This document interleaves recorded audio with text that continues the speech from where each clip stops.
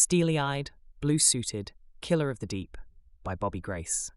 You probably wouldn't know it to look at me now, but a while back, in another life, I served in the United States Submarine Force. A bona fide dolphin-wearing, blue-suited, underwater badass. I'm proud of that. I got to ride around shouting "Hoo-yah" on a 6,000-ton nuclear-powered submersible warship that plotted the battle space in 3 dimensions over distances of thousands of kilometers, often while operating at high speeds in depths and pressures nearly incomprehensible to the average dude. Tell me that wasn't some cool shit. I only got to do that because of an unexpected confluence of events towards the end of my coming of age in the hills of southwestern Pennsylvania. I know I've mentioned this before. Still have to say it. If I'm not the luckiest man you know, I'm damn sure in the top 3. I had graduated from Hillbilly High, 187th, in a graduating class of 189. The Selective Service Administration was still operating like the fate of the free world depended on it. My draft number was 63. I had neither the desire nor the means to pursue higher education. In my testosterone-fueled 17-year-old mind, school had stopped teaching me anything useful some years before, about the time the testosterone kicked in, I imagine. I married a girl from a nearby coal town later that same year who was willing to follow me out of the place where we grew up and was counting on me to figure out how. She became the mother of my first daughter. I'd lost my job at the Uniroyal brake tire and muffler shop attached to the Kmart right off the first exit for Little Washington and wasn't being too successful at finding another. The $30 or so a week I was pulling in playing trumpet with the polka band on weekends was barely enough for gasoline and not nearly enough to reach the exit velocity we needed to escape the Mon Valley. So, there we were, broke, pregnant, pushing like hell but never getting up to speed. We'd eaten all the 12-cent a box, 8 cents a box if you buy 4 at a time, macaroni and cheese we could consume, without milk or butter. The U.S. Navy recruiting station, Charleroi, Pennsylvania, 1533, was directly across from my wife's obstetrician.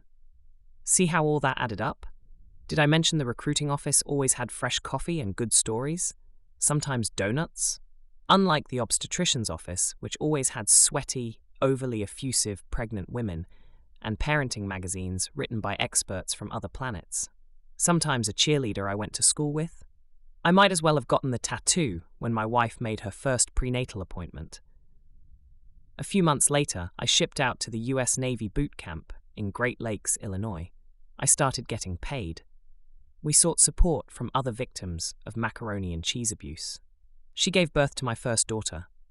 The Navy paid the whole deal. Boot camp ended. I strutted back to my tribe, fine and righteous in my dress blues, shining like the chrome on a brand new Cadillac. New wife, new daughter, fucking poster boy for Regional Recruiting Command.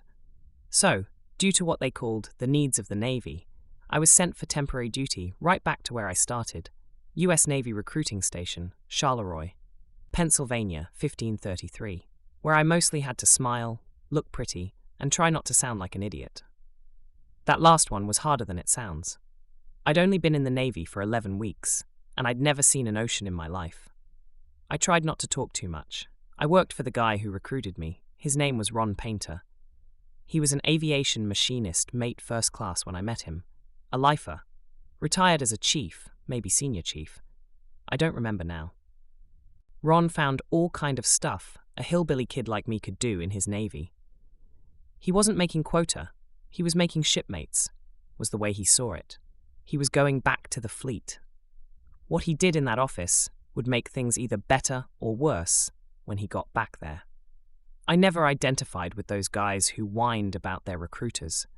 I thank Ron for that. He went way above and beyond when he recruited me. He never made a promise to me that his Navy didn't honor. He became a close friend of the family, stayed with us at my mom and dad's house, came out to the poker festivals, and recommended me for the recruiting assistant gig. It was skate duty. It mostly consisted of me making coffee, everybody drinking it, and shooting the shit. Sometimes they'd send me out for donuts. Around noon, we'd knock off, walk 2.5 blocks down Fallowfield Avenue to Shireki's Pub and Pool, where we'd drink draft beer, play a couple of racks, and shoot the shit. Sometimes they'd send me out for sandwiches. About once a week or so, we'd pack up the brochures, put the slide projector and screen into the Navy van, and trot off to some high school or another to flirt with the cheerleaders and young teachers. Back then, the Navy thought it wise to teach its lads which end of the torque wrench makes a better hammer before sending them off to operate nuclear submarines. So, when the recruiting gig was over, they sent me to Chicago again for 3 months of mechanical training. When that was over, I swung back through the Mon Valley, grabbed my brand new wife and brand new baby, stuffed them and everything else we owned into a 1972 Oldsmobile Cutlass that my wife owned, maroon with a black vinyl top, and launched us on a 5-day adventure drive to California. I'd promised that girl I would get us to California if she stuck with me. She did, and there we were in sunny California. Whoa, I was thinking. Only married for a minute, and I'd already kept some big-ass promises. My name is Batman, but you can call me Bobby. After a short tour in a Pac Fleet destroyer, I was sent to nuclear power school at Mare Island, California. I traded a 35mm single reflex camera we had picked up along the way and some lenses for a Honda 350. We didn't get to use it much. I was always at school, or standing duty watch, or studying.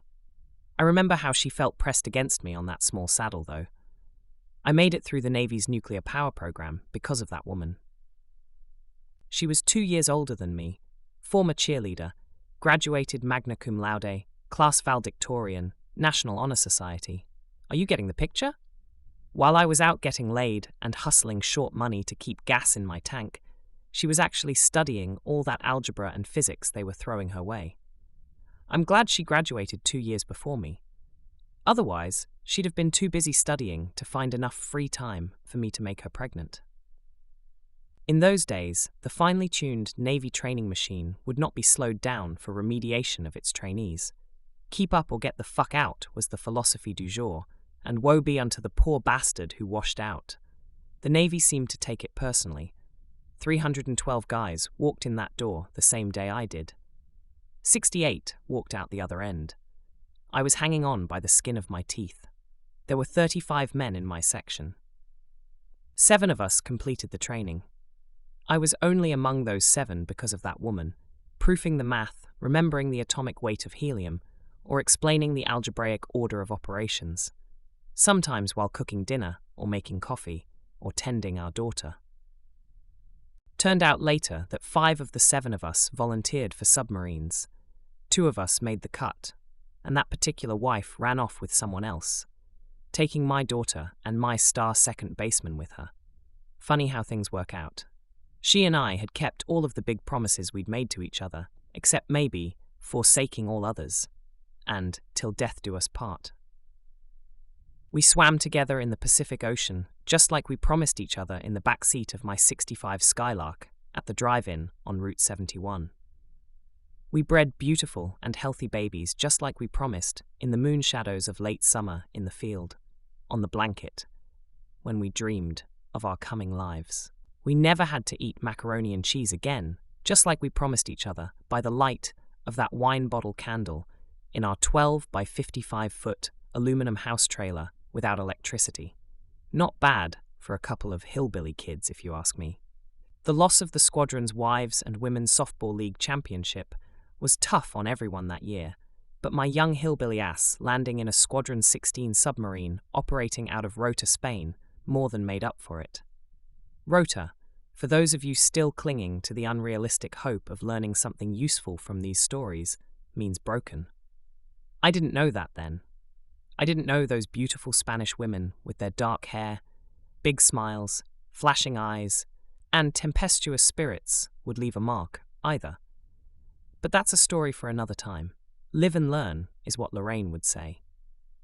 A lot of the kids I knew in high school, the 186 who graduated above me, as well as Jimmy and Harry Brenda who rode the short bus together, and were the 2 who graduated below me, seemed to have their lives pretty well mapped out by that point. I, on the other hand, didn't have anything resembling a plan. I had a couple of short-term goals, like getting the fuck out of those hills, but that was about it. maybe getting laid and hustling some short money for gasoline. I have been blessed with a colourful life, rich in experience and long in years. It all started in those few short minutes of a single day when unemployment, unplanned pregnancy, and the freak proximity of a fresh cup of Navy coffee were perfectly aligned in a small nowhere place in southwestern Pennsylvania. Because they were, I got to serve, for a time, with the most feared and respected underwater warriors on the planet. You've got to love a thing like that. No plan I could have cobbled together could possibly have been that cool. The gods are great indeed. I'm glad mine know how to say, hoo-yah.